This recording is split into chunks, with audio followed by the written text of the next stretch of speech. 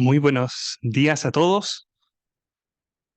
Un gusto poder estar acá. Para quienes no me conozcan, mi nombre es Andrés Paiva Medina y quiero compartir con ustedes en esta mañana un pasaje que está en la primera epístola del apóstol Pablo a los filipenses. Por favor, perdón, hay una sola, así que igual es la primera. Vamos a leer en el capítulo 1, ya que partí con unos, vamos a leer puros unos hoy día. 1 del 1 al 11. ¿Te gusta así?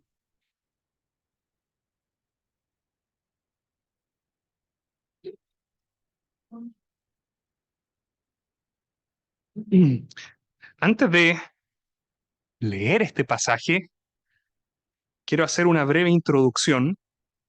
Este es un pasaje y es una epístola, es una carta que escribe el apóstol Pablo que nos habla de gozo.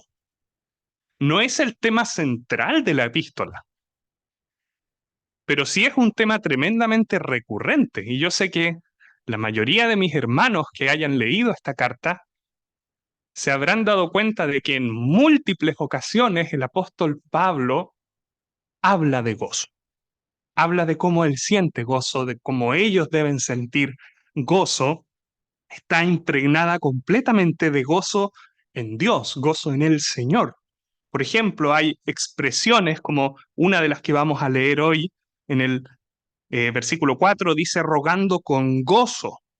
Más abajo en el versículo 18 dice, en esto me gozo, en que el Evangelio es proclamado. Él les dice que se gocen en el Señor, que se regocijen en el Señor siempre. El gozo es un tema recurrente en esta carta. Y cuando uno la lee, da la sensación, y una de las conclusiones a las que uno podría llegar, es que Pablo está, como se ha dicho a veces, en su mejor momento. Está en una situación en la que está lleno de gozo, en que las cosas le están yendo bien, en el que su situación personal está en el mejor momento, por lo tanto él escribe así, es una carta cuyo tenor se escucha y se ve triunfante, lleno de gozo. Por lo tanto, entonces, con esta introducción es lo que yo quiero leer ahora. Filipenses 1, 1 al 11. Dice así la palabra del Señor. Pablo y Timoteo, siervos de Jesucristo, a todos los santos en Cristo Jesús que están en Filipos, con los obispos y diáconos, gracia y paz a vosotros de Dios nuestro Padre y del Señor Jesucristo. Doy gracias a mi Dios siempre que me acuerdo de vosotros, siempre en todas mis oraciones rogando con gozo por todos vosotros, por vuestra comunión en el Evangelio desde el primer día hasta ahora, estando persuadido de esto, que el que comenzó en vosotros la buena obra, la perfeccionará hasta el día de Jesucristo. Como me es justo sentir esto de todos vosotros, por cuanto os tengo en el corazón y en mis prisiones y en la defensa y confirmación del Evangelio, todos vosotros sois participantes conmigo de la gracia. Porque Dios me es testigo de cómo os amo a todos vosotros con el entrañable amor de Jesucristo. Y esto pido en oración, que vuestro amor abunde más y más en ciencia y en todo conocimiento, para que aprobéis lo mejor, a fin de que seáis sinceros e irreprensibles para el día de Cristo, llenos de frutos de justicia que son por medio de Jesucristo, para gloria y alabanza de Dios. Hasta ahí vamos a leer puros unos.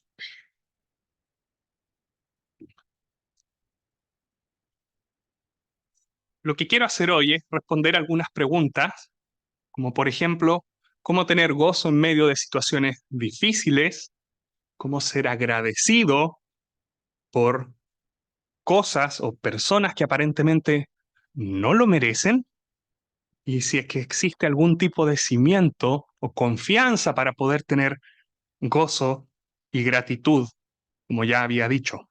Por lo tanto, quiero hablar de tres cosas. La oración de Pablo, algunos elementos de la oración de Pablo que están aquí.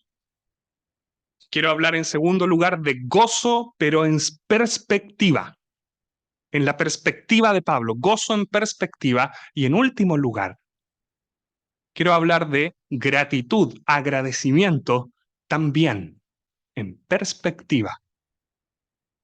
Eso es lo que quiero ver y no vamos a llegar más allá probablemente del versículo 6. La oración de Pablo.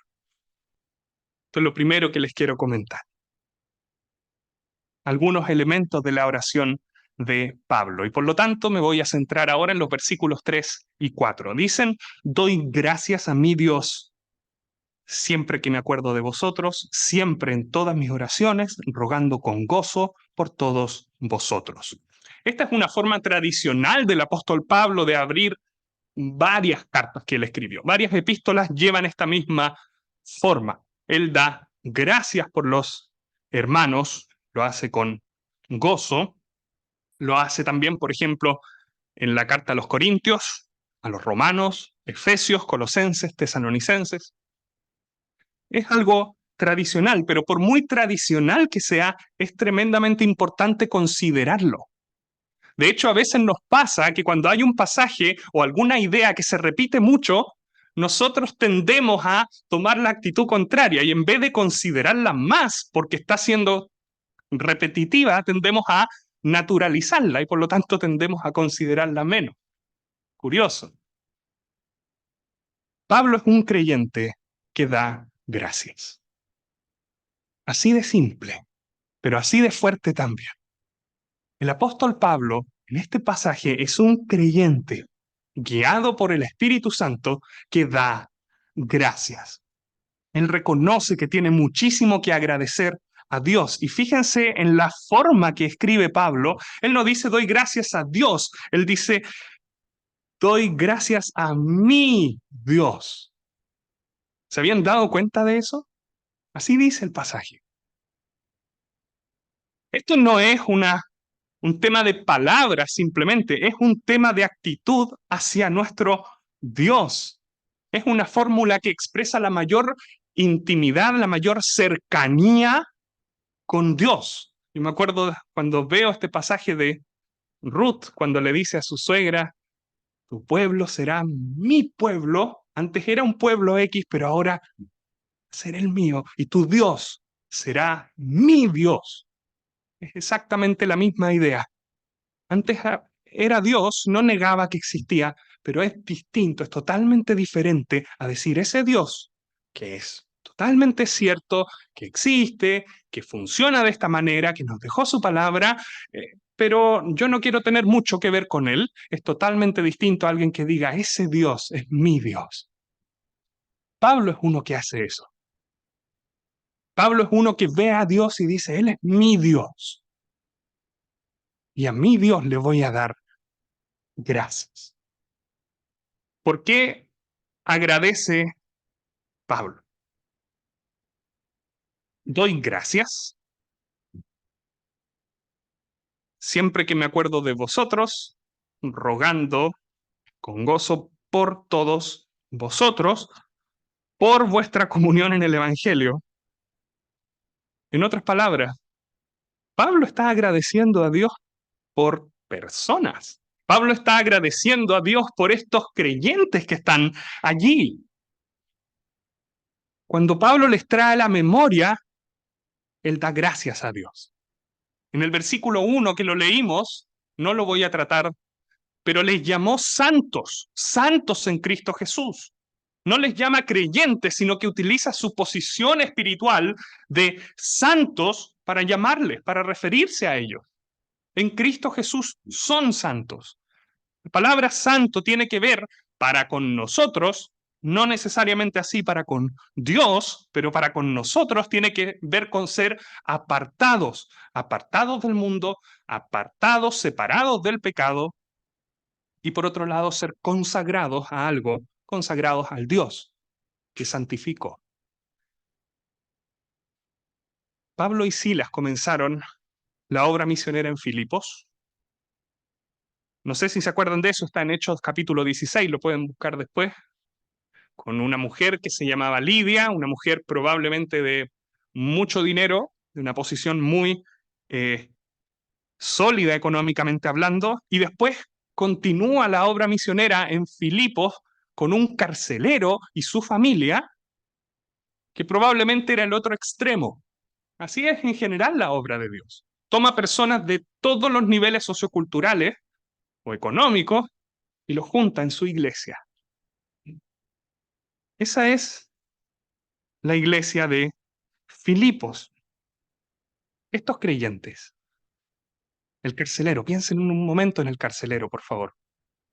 Lejos de ser personas en sus propias fuerzas santas, cualquier creyente va a estar 100% de acuerdo conmigo en que cualquier creyente, ese carcelero, Lidia y todos los hermanos que están ahí y todos nosotros, por nuestras propias fuerzas, lejos de ser santos en Cristo Jesús, como dice el versículo 1, somos exactamente en nuestras propias fuerzas todo lo contrario. Nosotros somos todo lo contrario. Nosotros somos, en vez de apartados del pecado, somos apartados de Dios por nuestra propia naturaleza, sin salvación y sin Cristo. Pero sin embargo, Dios salvó. Dios les salvó a ellos. Dios salva. Cristo nuestro Señor dio su vida en la cruz para salvar al pecador. Todo aquel que cree en Él, los pecados de esa persona son perdonados. Y su posición espiritual de perdido y muerto en pecado es transformada por la fe en Cristo Jesús, por la fe en su obra de la cruz, la fe en Él, y pasa de ser un pecador perdido a ser un santo en Cristo Jesús. Todos sus pecados borrados, hecho nueva criatura, vida limpiada, apartados y consagrados para Dios. Esto es la justificación. Dios toma un pecador injusto, perdido, y lo vuelve un santo en el momento inicial. Y además de eso, progresiva y paulatinamente le va santificando. Pero en este caso, ellos son santos. Pablo les ve, Pablo les recuerda y dice, santos en Cristo Jesús, gracias a Dios por ellos. Pablo reconoce que Dios hizo una obra en ellos y ¿saben lo que siente? Gozo y gratitud. No sé si notaron en los versículos 3 y 4 que se repiten dos palabras. Ambas se repiten dos veces. La palabra siempre y la palabra todos o en todas. Y esto nos habla de la constancia absoluta que tenía Pablo para dar gracias por ellos, para orar por ellos. Esto es importante. Estos hermanos eran tremendamente queridos para el apóstol Pablo.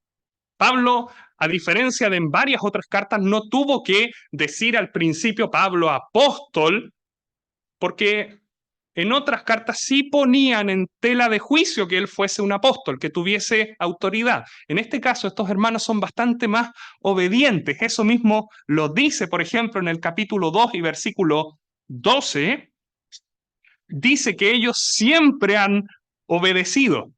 Por lo tanto, él no tiene que presentarse con sus credenciales dadas por el Señor. Él puede presentarse como un siervo o un esclavo y muestra la tremenda cercanía. A estos hermanos él les llamó gozo y corona mía, hermanos muy amados, deseados, gozo y corona mía, dice. Son tremendamente queridos.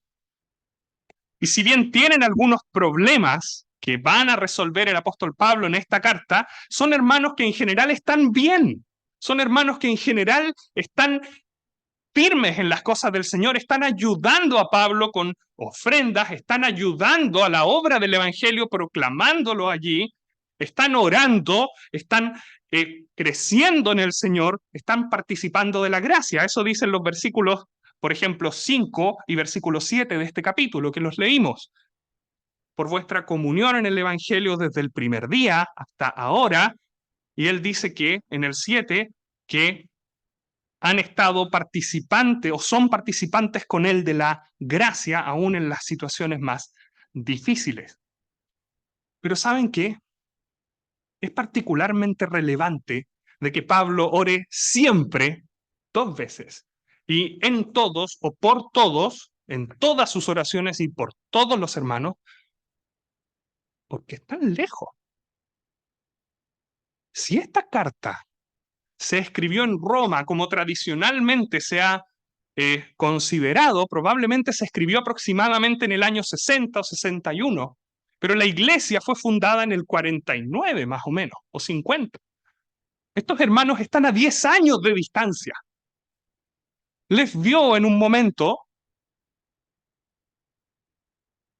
y ha sabido de ellos cartas por otros hermanos, pero no son hermanos que se puedan ver en el día a día, son hermanos que están lejos. Y por lo tanto esa es una lección tremenda para nosotros. Orar con constancia, orar perseverantemente, orar siempre y en todas sus oraciones. Por ejemplo, ¿cuántas veces nosotros tal vez hemos orado por algún hermano que tiene alguna necesidad o que tiene algún problema, pero resulta que las 4 semanas o 5 semanas comienza a veces a olvidárselo? Pablo aquí nos está dando un ejemplo de lo contrario, de uno que está lejos de ellos, geográficamente lejos, a cientos de kilómetros de distancia, y que muchos de ellos no los ha visto en una década tal vez. Y él dice que ora por ellos siempre, en todas sus oraciones y por todos ellos. Muy interesante. Versículo 4. Quiero pasar a mi segundo punto. ¿Cómo ora Pablo? Ora con gozo. Dice el versículo 4, rogando con gozo por todos vosotros. Ya lo dije al principio, no es necesariamente el tema. Pablo no va a explicar qué es lo que es el gozo, ni cosas de ese estilo, pero sin embargo es tremendamente recurrente. Algunos han contado hasta 16 veces que en esta epístola se alude de alguna manera al gozo. Y este pasaje nos va a mostrar la visión del apóstol Pablo que todos nosotros debemos imitar. Y es lo siguiente, les digo la idea de antemano. En medio de dificultades, sí es posible tener gozo en el Señor. Quiero ver las circunstancias de Pablo para este punto. Pablo no está de vacaciones en Roma. Si alguien quiere regalarme un pasaje a Roma con mi señora, mis chiquititos, lo agradezco mucho, pero yo no voy a ir a una cárcel romana. Y si por alguna extrañísima situación de la vida termino en una cárcel romana, no va a ser como una bajo el Imperio Romano en el primer siglo. No es chiste. ¿Dónde está Pablo? Esta epístola fue escrita desde la cárcel. Y si fue escrita en Roma, en Hechos de los Apóstoles se nos menciona que había un soldado que le custodiaba. Esto es lo que significa es que Pablo estaba literalmente encadenado 24 horas al día a un soldado romano. El soldado iba rotando cada 6 horas o algo por el estilo. Pero Pablo estaba literalmente encadenado a un soldado. Privacidad no existía, obviamente. Los versículos 19 al 24 de este mismo capítulo que nos hablan de que para él el vivir es Cristo, el morir es ganancia, porque él dice que o por vida o por muerte será magnificado Cristo en su cuerpo. Él no lo está diciendo porque son palabras bonitas. Él lo está diciendo porque en el abanico de posibilidades que él tiene, efectivamente, morir súbitamente es una de ellas. No sé, piensen hasta en Juan el Bautista. Juan el Bautista tiene todo un trasfondo que se nos muestra y relata en la escritura de cómo murió Herodes, Herodías, etc. Pero desde un punto de vista de Juan el Bautista, él simplemente estaba en la cárcel, un día entró un guardia sin explicaciones y le cortó la cabeza. Pablo está sometido a una presión bastante parecida a eso. Es una situación tremendamente contraria. Es una situación angustiante, es una situación profundamente estresante. Es digna de la peor crisis de pánico que nos podamos imaginar. Más adelante, en el capítulo 2, Pablo habla de que Epafrodito, su colaborador, estuvo enfermo al borde de la muerte y dice que Dios tuvo misericordia de Epafrodito porque se sanó, o Dios le sanó, pero que también tuvo misericordia de Pablo para que no tuviera tristeza sobre tristeza. O sea, ¿cómo está Pablo? Triste. Está profundamente triste. Y de hecho, un poco más abajo, en el versículo 2:28, dice que cuando le envía, los demás podrán gozarse, pero Pablo no se va a gozar, sino que simplemente va a tener menos tristeza. Ese es su estado. Y suena particularmente irónico que Pablo haga la epístola del gozo en este estado. Pablo no lo está pasando bien. Todas sus circunstancias, sus prisiones, su soledad, que sus amigos y hermanos estén expuestos a la muerte y que él mismo esté profundamente angustiado porque efectivamente podría morir, hacen que Pablo esté triste. Pablo no lo niega. Eso es lo precioso. Pablo no lo niega, Pablo no lo oculta, Pablo no piensa de sí mismo, oh, soy menos espiritual por estar triste. Pablo lo menciona abiertamente en esta epístola del gozo. Pero aún así, Pablo nos muestra que existe algo infinitamente más grande que eso. Esa es la perspectiva que yo les quería hablar. Gozaos en el Señor, dice Filipenses 3:1. El gozo de Pablo, la fuente de su gozo es Dios. Las circunstancias de la vida pueden traer tristeza, incertidumbre, ansiedad, angustia, pánico. Pero Pablo es capaz de separar dos cosas, las cosas terrenales y las cosas celestiales. Lo terrenal puede ser tremendamente angustiante y Pablo no lo esconde, ni se censura a sí mismo. Pero Pablo también pone la vista en lo celestial y puede dar gracias a Dios y tener gozo por ello. Esa es la perspectiva eterna. Y esa perspectiva es la que quiero que veamos tanto en el gozo como en la gratitud. Pablo sabe distinguir que las aflicciones son del tiempo presente, son de esta vida, son temporales y por lo tanto, si bien afligen y afligen mucho, no tienen un mayor alcance que esta vida, pero que en Cristo Jesús tiene una esperanza de gloria que es infinitamente superior a cualquier cosa que este mundo pueda dar o que pueda quitar. Pablo es capaz de reconocer que aún en medio del sufrimiento en el cual él está pasando, Dios está obrando y que todas las cosas a los que aman a Dios les ayudan a bien. Y eso es una fuente de gozo más grande que los sufrimientos terrenales, que reitero, no los niega, los expone, habla de ellos, los dice, los menciona. Pero él es capaz de mirar más allá de esos sufrimientos terrenales. ¿Se acuerdan de ese versículo en Juan capítulo 16 que dice que estas cosas os he hablado para que en mí tengáis paz?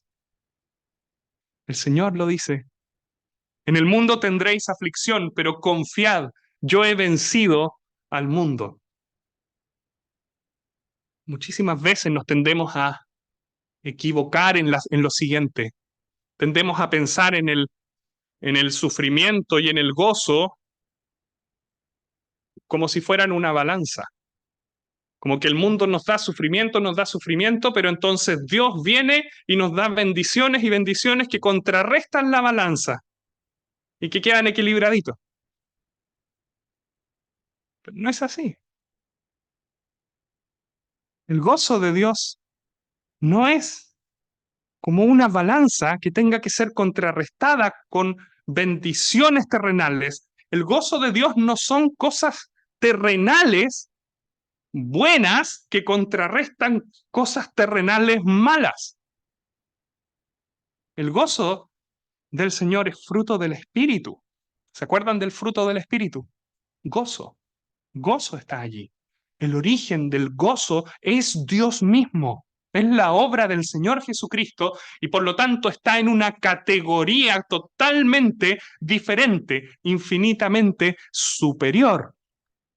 Y las cosas terrenales ni siquiera pueden competir contra el gozo del Señor. Ahora, si esto es así, para ir avanzando al siguiente punto. Como dicen los gringos, en un nivel completamente distinto, en una liga completamente diferente. El gozo de Dios, el gozo espiritual, está completamente por encima de las cosas que puedan pasar en este mundo, sean sufrimientos o incluso sean alegrías. El gozo del Señor es constante. Hay algunas implicancias para nosotros. En primer lugar, lo acabo de decir. Si el gozo del Señor no es que tenga que competir contra las cosas malas que nos pasan y Dios nos bendice con cosas terrenales para balancear de nuevo, sino que es algo infinitamente superior, entonces la implicancia número uno, que ya la dije, es constante. Nada lo puede quitar, porque el origen del gozo es Dios. Pero también hay otra, y la considero particularmente relevante, y es en parte porque elegí este pasaje y les quería dejar, y a mí mismo, y a todos nosotros como iglesia, porque el gozo de Dios, si es que es algo infinitamente superior y no necesariamente tiene que competir, significa entonces que no es incompatible con sufrir circunstancias adversas. El gozo cristiano no significa ignorar que existan tristezas en este mundo, que exista sufrimiento en este mundo. Muchas veces existe esta idea no bíblica de que un creyente nunca jamás debería sentirse angustiado por una circunstancia o por alguna cosa externa que le afecte, que un creyente es como una especie de robot, autómata, de fierro, resistente, que no tiene sentimientos, que nada lo afecta, con caras duras, y más encima a veces diciendo, estoy en el gozo del Señor. No, se puede sufrir. Pablo aquí sufre. En esta carta, en la epístola del gozo, Pablo nos muestra que está triste. Pero sin embargo también nos muestra que coexistiendo con su tristeza, pero a un nivel infinitamente más grande y sosteniendo todo, está el gozo del Señor, gozo eterno. Pablo sufre angustia, pero en lo más profundo de su corazón está el gozo de Dios. Por lo tanto, hermanos míos que sufren, no hay nada de poco espiritual en tu sufrimiento. El creyente no es alguien que hace oídos sordos y ojos ciegos ante el sufrimiento, uno que se censura a sí mismo para mostrar que no lo afecta o que no lo angustia en ciertas situaciones. No, Pablo no lo hace, Pablo las expone, ruega por oración, pide, agradece ayuda. No hay nada de poco espiritual en estar afligido por situaciones difíciles que nos pasan. No hay absolutamente nada de eso. Ojo, no estoy hablando de lo que en la Escritura se habla de padecer como malhechor. No, eso no. No tiene que ver con sufrir las consecuencias de nuestra propia imprudencia o directamente de nuestros propios pecados. Estoy hablando de circunstancias externas. No hay nada de poco espiritual en afectarse profundamente por estas circunstancias externas. Pero también, amados hermanos, que sufrimos todos,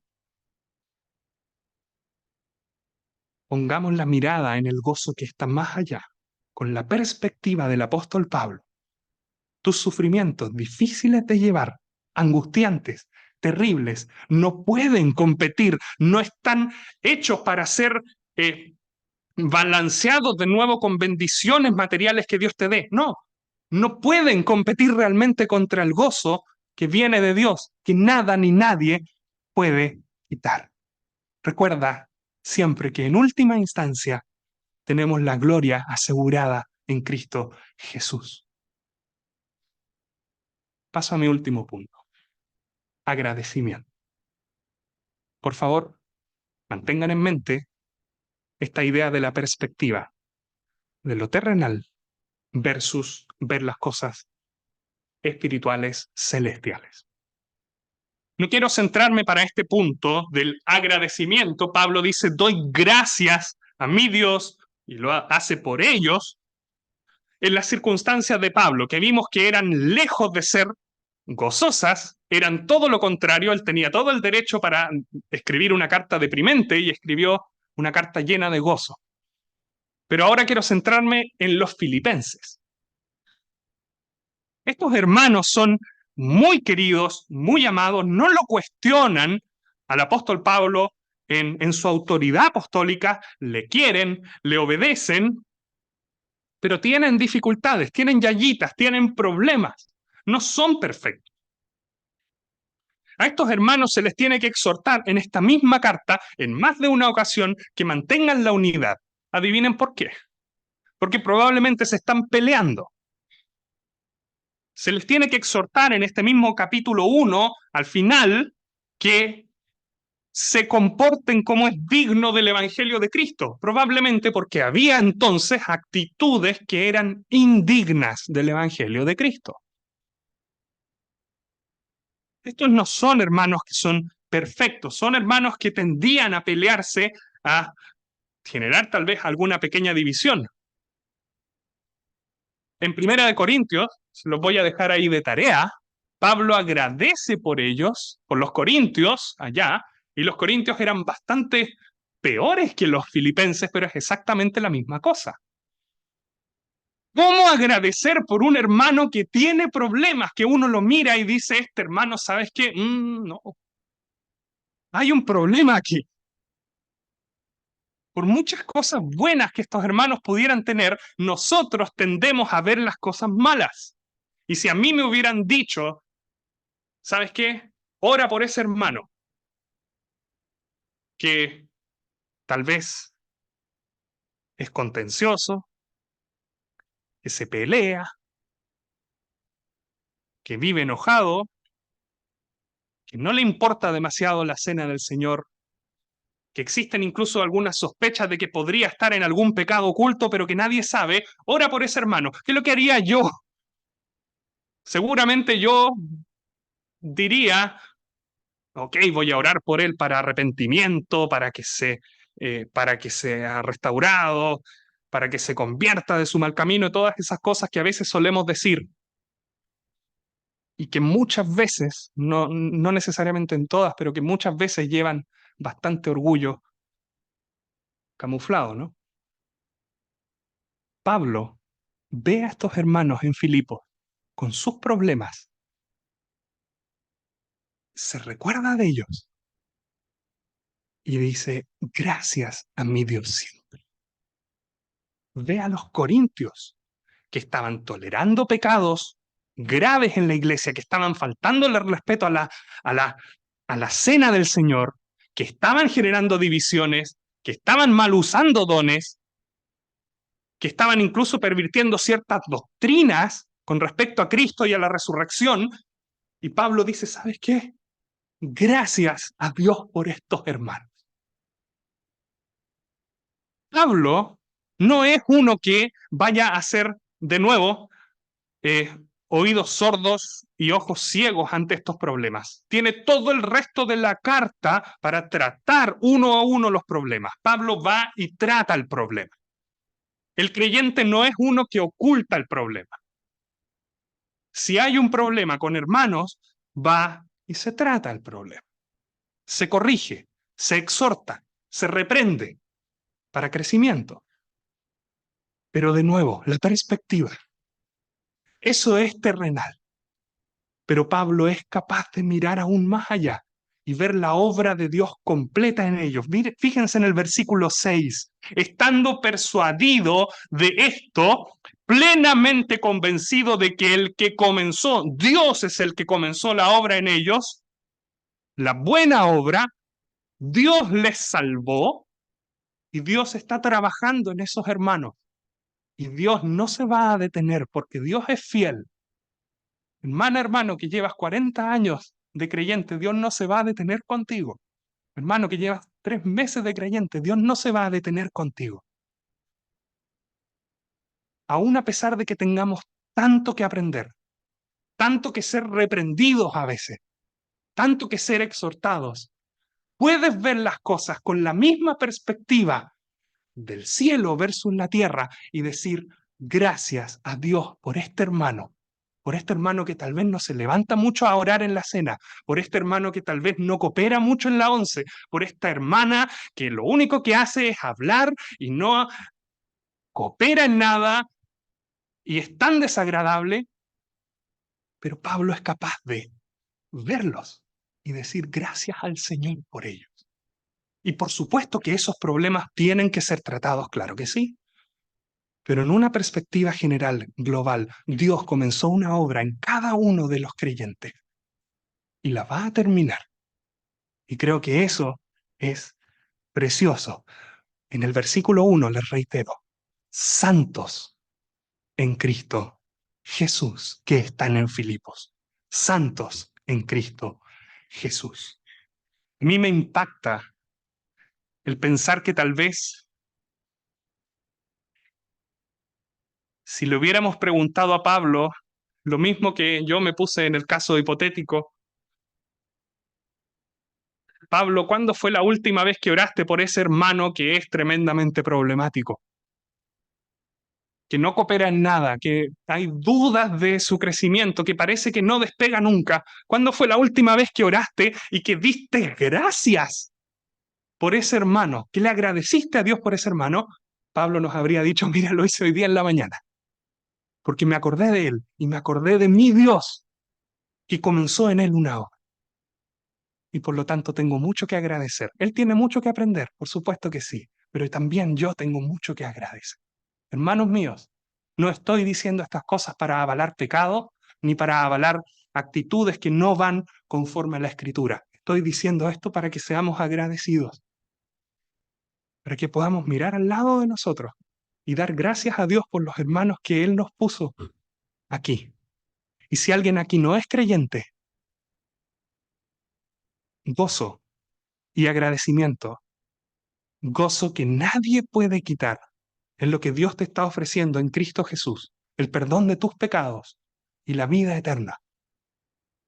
Eso les quería dejar en esta tarde. La perspectiva, gozo, gozo aún en medio de las peores circunstancias, porque esas peores circunstancias corren en un nivel mucho más bajo que lo eterno.